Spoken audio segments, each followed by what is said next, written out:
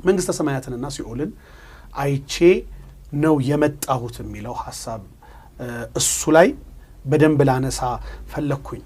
ሲኦልን አየን መንግስተ ሰማያትን አየን ሲሉ የነበሩ ሰዎች የኔ አመለካከት አግሬሲቭሊ ትቃወማቸው ነበር። አሁን ግን ፕራክቲካሊ በእኔ ህይወት ውስጥ ግን ስላየሁት ትላንትናና ከትላንት ወዲያ በሚዲያ በምን የተወራው ነገር እውነት ነው ውሸት ነው በሚለው ጉዳይ ላይ እኔ መልስ የለኝም። ጥያቄ የሚሆኑት ትክክል ከሆኑም እነሱ ናቸው፣ ካልሆኑም እነሱ ናቸው ይሄን ጉዳይ ላይ ያጠሩ የሚገባቸው። ኤግዛክት 3ኛው ቀን ላይ ይመስለኛል በጣም ብዙ ያወራጨኛል በሽታው ራሱ ጩኸት ነው ስቃዩ ልነግርህ አልችልም። ከዛ በኋላ መርፌ ወጉኝ፣ አነስቴዥን ወጉኝ። ከዛ በኋላ ጠዋት 3 ሰዓት የተኛው ማታ ወደ 2 ሰዓት ምናምን አካባቢ ነው የነቃሁት። ጠዋት 3 ሰዓት ምሽት 2 ሰዓት አካባቢ ነው የነቃሁት። በዛን ጊዜ እንግዲህ በዛ ውስጥ ነው እንግዲህ ራእይን ያየሁት።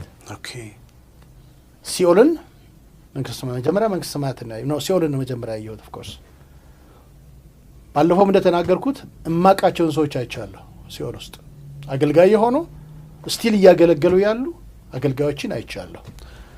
ማለት እዚህም ሆነው እያገለገሉ ግን ሲኦል ውስጥ ያሉ በምንድን ነው የሚገናኙት? ሰው መንፈስ ነው የሚል ትምህርት ታምናለህ? የሚገርም ነገር ነው። በሲኦል ውስጥ አየኋቸው እድል ባለው ሰዓት እዚህም ሆኖ ኦኬ እዛው እሺ ጨርስልኝና ከዛ በኋላ ግን ጥያቄን እንደው አነሳለሁኝ ትንሽ። ምክንያቱም ሰው መንፈስ ነው የሚል ትምህርት ስትቃወም አውቃለሁ።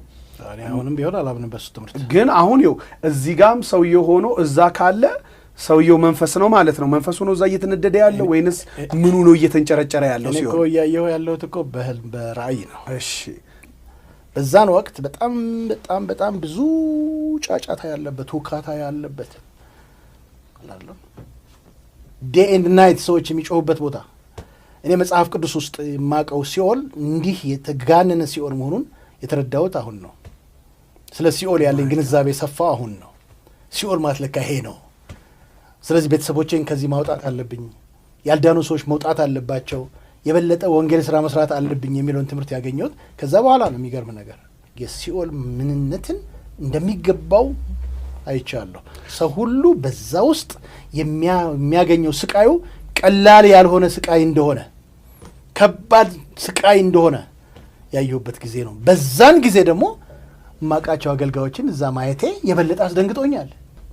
በዚህ ወቅት በዛ በሲኦል ውስጥ ያየሁት ነገር እጅግ በጣም አስፈሪና ዘግናኝ ነው። ሲኦል